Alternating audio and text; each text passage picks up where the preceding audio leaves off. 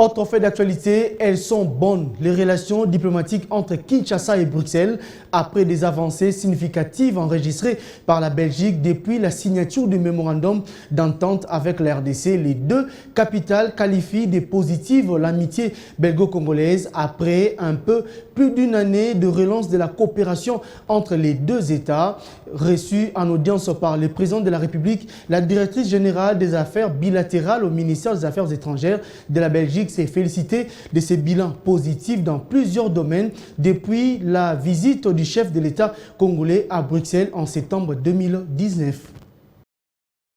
Le bilan est largement positif. Cette phrase est la réponse à la question adressée au chef de la délégation belge sur l'état de la coopération entre Kinshasa et Bruxelles en 2020.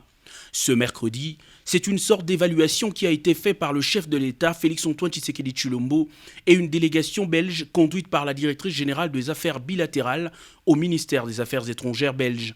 Cette réunion, à laquelle ont pris part la vice-première ministre des Affaires étrangères de la RDC et le directeur de cabinet du chef de l'État, a passé en revue les actions menées conjointement par les deux pays dans pratiquement tous les domaines.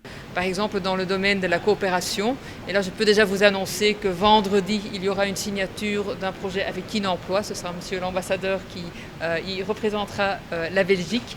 Donc ça, c'est certainement un point très positif. Nous verrons aussi d'ici 2 semaines une délégation militaire. Il y a un développement, un nombre de visites qui se suivent et le but, c'est de continuer à intensifier ce genre de dialogue. La délégation belge est également venue à Kinshasa pour une série de consultations politiques qui font suite à un de mémorandums d'entente signé lors de la dernière visite du président Félix-Antoine Tshisekedi en Belgique en septembre 2019.